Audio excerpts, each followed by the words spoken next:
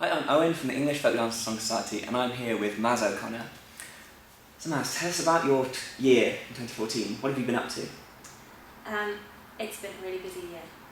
I had an album come out in July, and I spent the summer playing festivals, and then I did my first ever solo tour in the autumn. And then I went to Germany, the Netherlands and Belgium, and I just got back 2 days ago. I went there to play gigs, and I was just telling you about my holiday. So yeah, a year of lots of things happening, exciting things, and haven't stopped really. It's been great. Tell us about Canada. How was that? Oh, I forgot about Canada. Yes, thank you, EFDSS, who sent me to Canada. It was brilliant. I went to Prince Edward Island, which is on the east coast, to work with a songwriter over there called Ashley Condon.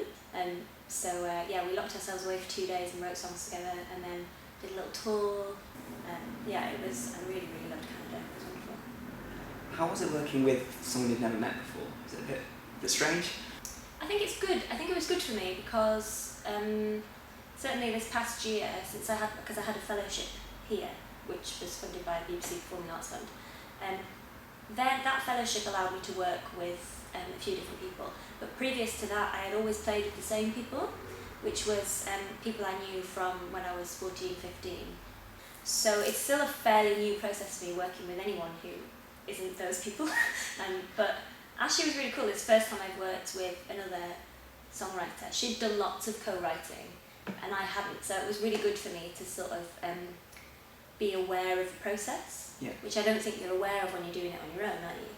And suddenly when you're working with someone else, you have to sort of externalise things that are just going on in your head.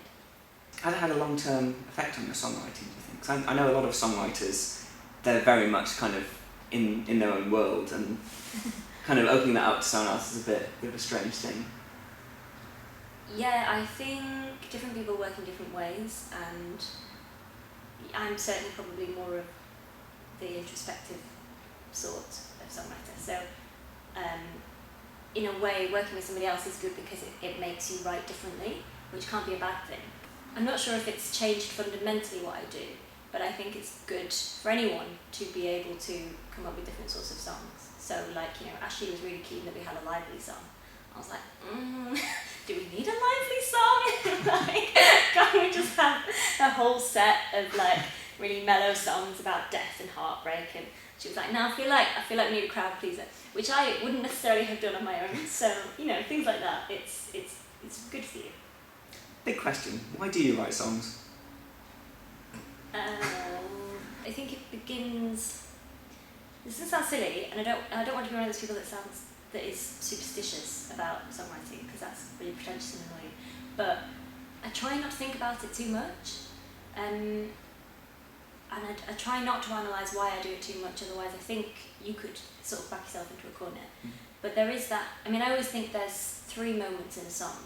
There's the moment that you're recollecting or imagining, so the story that you're telling.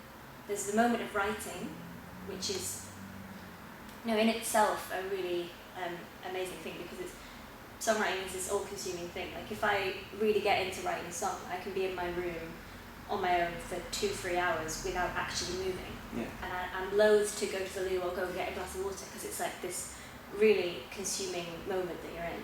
And then you have the moment of performing, which is when you share this intensely introspective personal thing that you did with a room full of strangers. So it's like all 3 of those moments are equally important, and they're contradictory.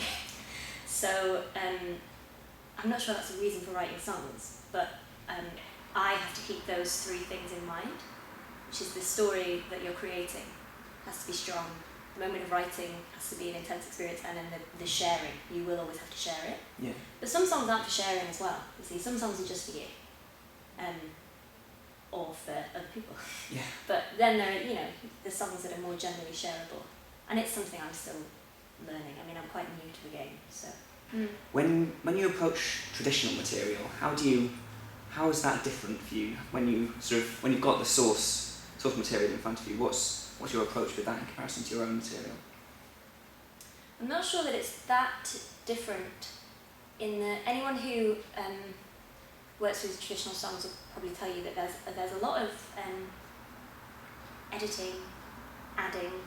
Like you perform traditional songs. It's not like you find it in a book and you do it exactly how it was in the book. You might change the verses around. You might write a new tune. You might add some verses. You might take some away.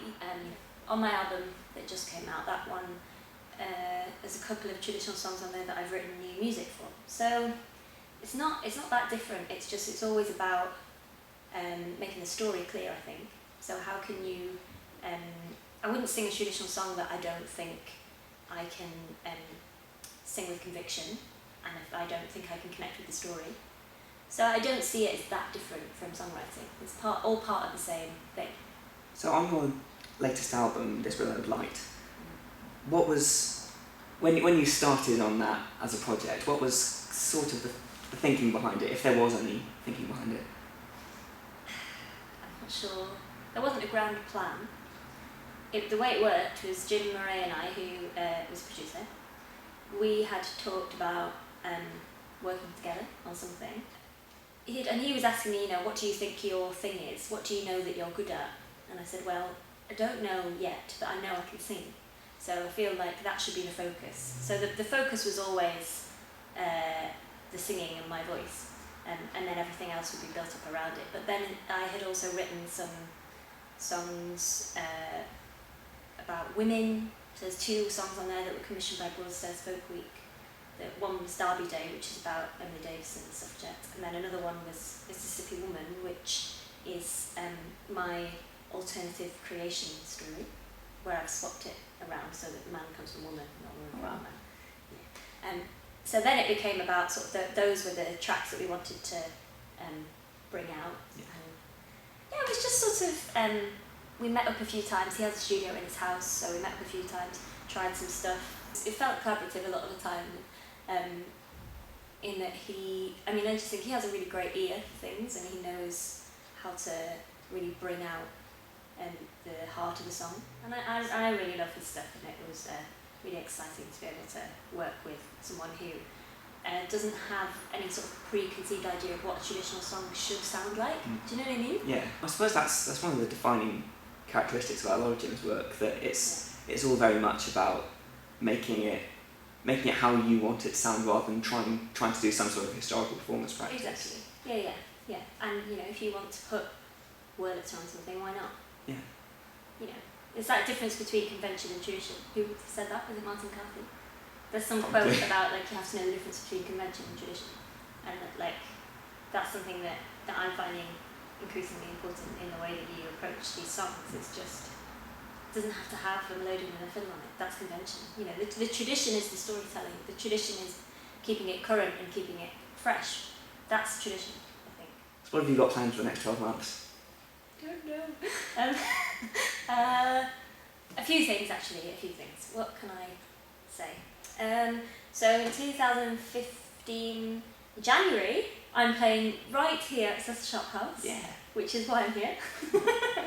On the 17th of January, on a Saturday, with the Coach House Company, who are friends of mine from university, so that'll be nice. And then in February I'm going on tour, I'm doing a thing called Women Folk, which is me, Georgia Ruth from Wales, and Catherine Williams, and we're doing 6 or 7 dates around the country, so that'll be cool. And then a couple of other things that are not yet confirmed, so I don't want to say no hints. No, because it might not happen and then that'll be embarrassing. But hopefully a couple of cool projects. So.